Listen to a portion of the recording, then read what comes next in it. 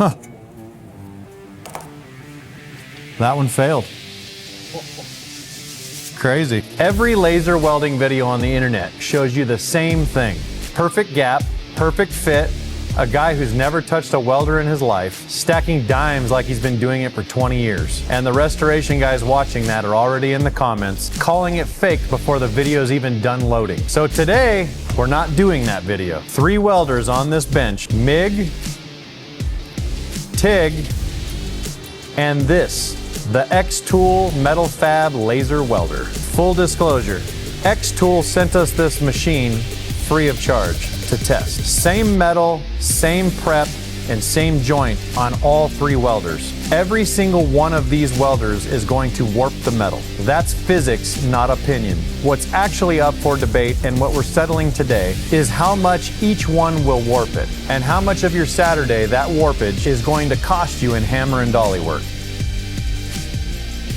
3 identical coupons of 18 gauge sheet metal. Same stuff you'd find on an inner fender or a rocker panel. 1 for MIG,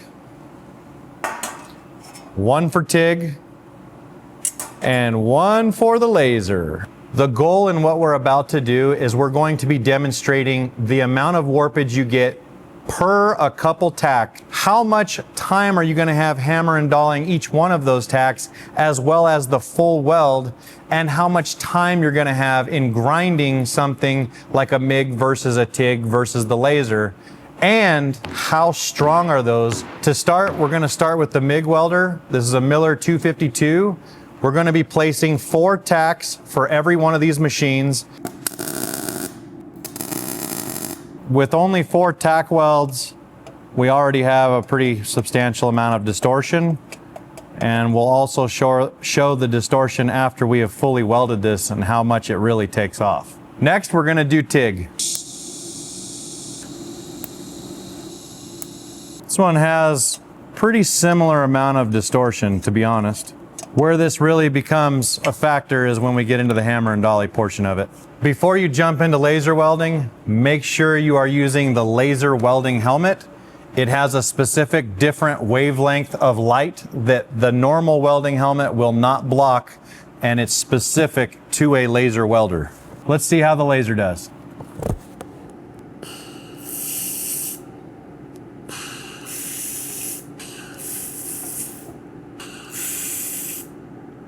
The tacks are so small and minute that it's not even showing any warpage across the ruler, even with the 4 tack. The next thing we're going to show is how much hammer and dolly do you need to get the panel back in alignment. In alignment meaning from one piece to the other, you need to make sure that they're completely level. We've done quite a bit of videos in the past comparing MIG to TIG. We haven't tested it against the laser. We always have known that a MIG is a harder weld, and what we want to be doing is using a toe dolly. We have a flat piece, so we're matching it with the flat side of the toe dolly, placing it onto the shot bag to kind of deaden the blow, and we're going to be striking that MIG weld to then stretch that area back out. Typically, with stretching out a MIG weld, because they're so much harder, you have to hit it a lot harder, where a TIG weld's a lot softer, so I'd be interested to see where the laser stacks up in this.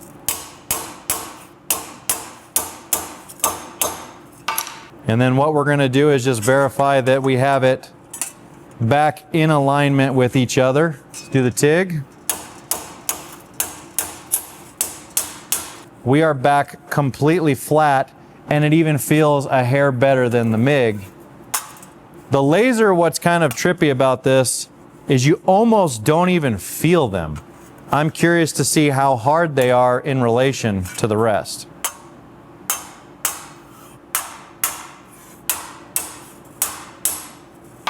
We've got them all back in alignment, back to flat. So now we're ready to basically continue welding. If I had to give a comparison between the MIG and the TIG to the laser, I still think the TIG is a little bit softer. It kind of falls in between the two, but the biggest difference is that we don't have some big massive profile. If that means it's a little bit more hammer and dolly work and we're saving time from grinding, we'll see once we fully weld it out. The reason that we're using these 2x4s is to space it off the table, because what I did notice with the laser welder right out of the gate is no matter what you're welding, it penetrates so well, it will weld it directly to the table immediately. We are going to be spot welding with the MIG welder, moving around every 2 to 3 tacks, cooling as we go. But when it comes to the TIG weld, we're going to tack every 1/2 inch and then we're going to run it all the way through in one go. And for the laser, we're going to give it a run through in one go. And the reason is the heat affected zones on the TIG and the laser are going to be very uniform and a lot smaller than you would get if you were to MIG weld all the way through. The reason that we want to do this as realistic as possible in this scenario is because we are going to time each one of these processes.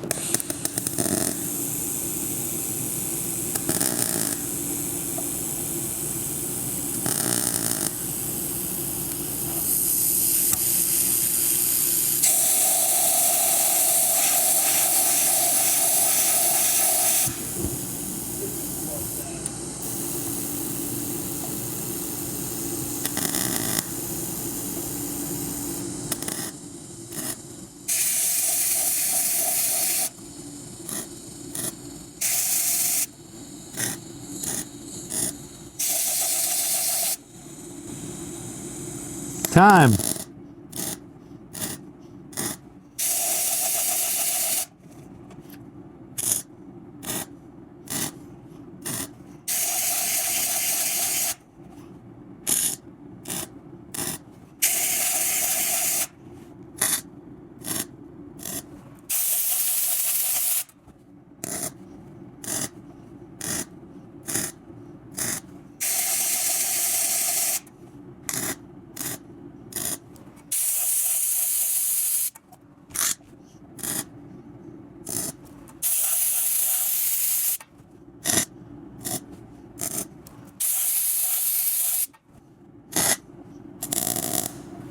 Time.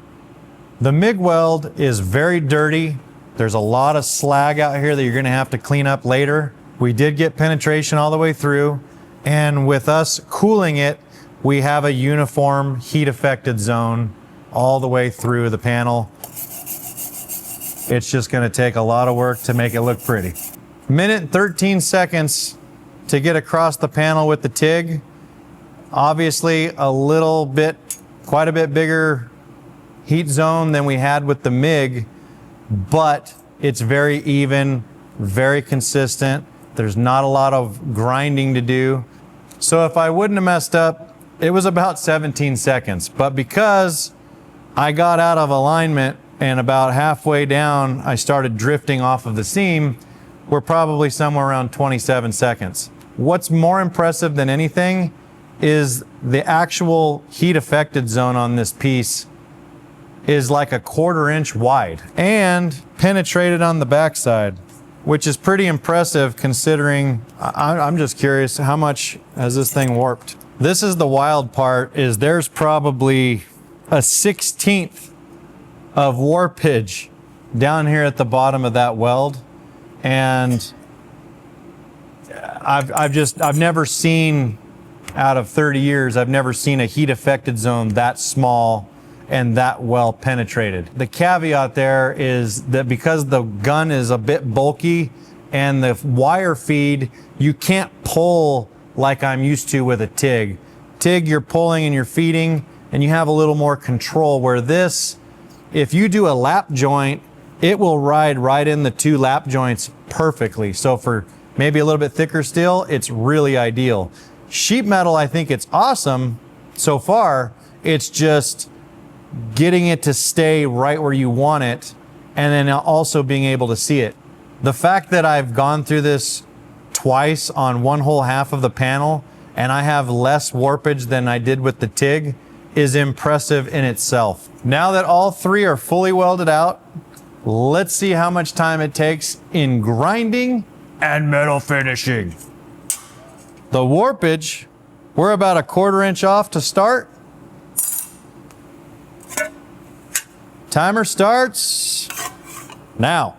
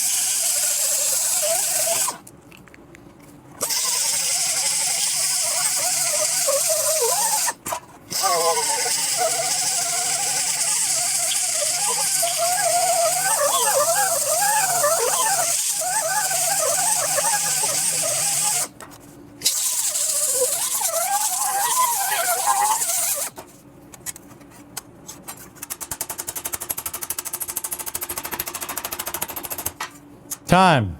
420. And it took a lot of grinding to get that thing all the way down. I mean, the goal was to keep the grinder on the weld and not make the sides of the weld thin. So you have to stretch a whole bunch at the very beginning to get that warpage out of it to even be able to grind it back flat. And then we had a bunch of slag that we had to clean up and splatter from the MIG. This is for the TIG. TIG is definitely always softer than a MIG, so this should come out a lot quicker than the MIG did. But here we go.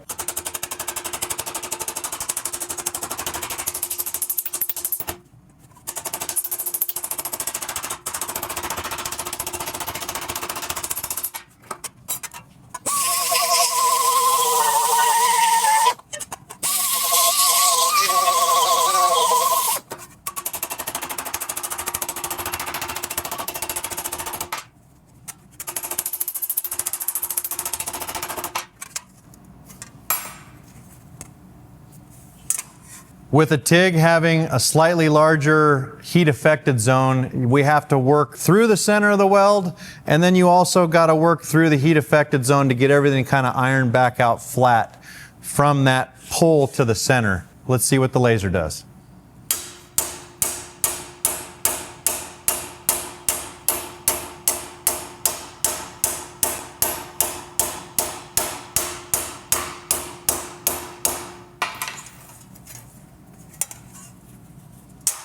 Time. We learned something today.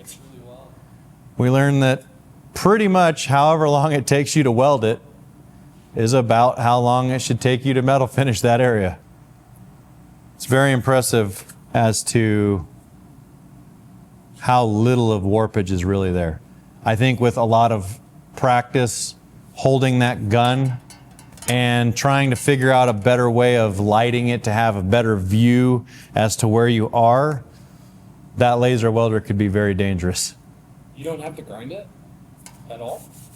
I mean, it's barely there. I could face it real quick. My honest opinion is I don't think we even need to grind it. It's smashed back nice and flat. If you were to use some body filler over that, it's less than a 1/16. I mean, we're talking like a piece of paper air gap. It's hardly anything at all. If I was to guess as far as hardness goes, comparing it to the MIG and TIG, I feel like it kind of falls right in the middle. TIG still feels softer to hammer out, but because there's such a little profile there, it really just doesn't take much to get rid of it and iron that whole area out with the hammer and dolly. Typically, anytime you're performing these strength tests, you're forcing the metal down into this shot bag with a blocking hammer. And we're going to be placing it right in the center of all three of these panels. We're going to be starting with the MIG. And a lot of times, if you have metal finished a hard MIG weld, a lot of times they will crack right on the weld seam because there's no strength left in the weld. It's been ground away.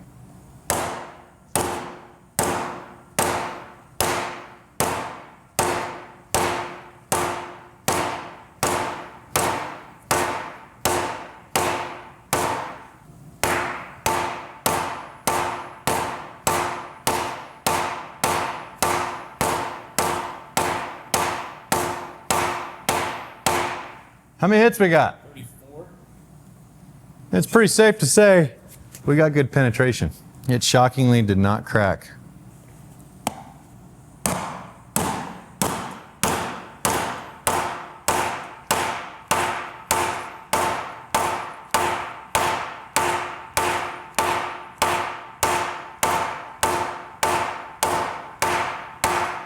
How many is that?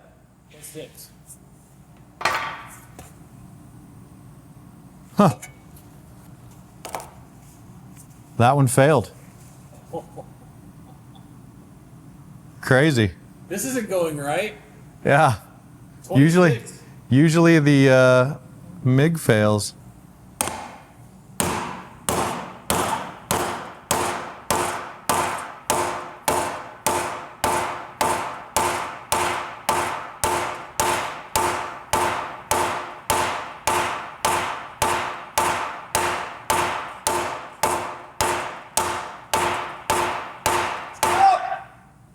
35. This is not a normal situation. Normally, the TIG weld holds up the best, not the MIG weld. Not if you weld it. Apparently, my settings are off on my speed with the TIG welder because that is just not a normal situation. On a typical situation where somebody has a 110 MIG welder, the MIG welder normally fails. The amperage is usually not getting enough penetration, and that's usually what causes it to fail once it's metal finished. In this case, my TIG weld failed because of the amperage used. Shockingly, the laser held out just perfect. And with the smallest heat affected zone, and this took how long to metal finish? 17 seconds. 17 seconds. And it even took the blocking mallet and didn't crack. It's pretty impressive. In comparing these, when we talk about the MIG that we have here, you're somewhere high $4,000 to mid $5,000 range on a machine like that, and it's still going to take you a bit of practice, especially when you're trying to play with your voltages. But I don't think it's going to be too drastic. I think if you spent a day with good instruction, you could be MIG welding pretty proficiently. If we're talking about TIG welders, there's also a range of cheap TIG welders and expensive welders. We've had TIG welders as cheap as $300 or $400 and as expensive as $7,000 to $12,000. But it takes years of practice, and obviously I need more practice because I went through that TIG weld too fast, too cold, and that's why we had a crack.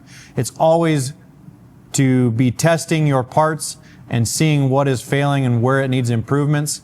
But TIG welding, because you're using your foot pedal, you're feeding wire with one hand, and you're grabbing the torch with the other, it's a lot of hand and eye coordination. It takes a lot of practice, and a lot of people don't want to spend the time.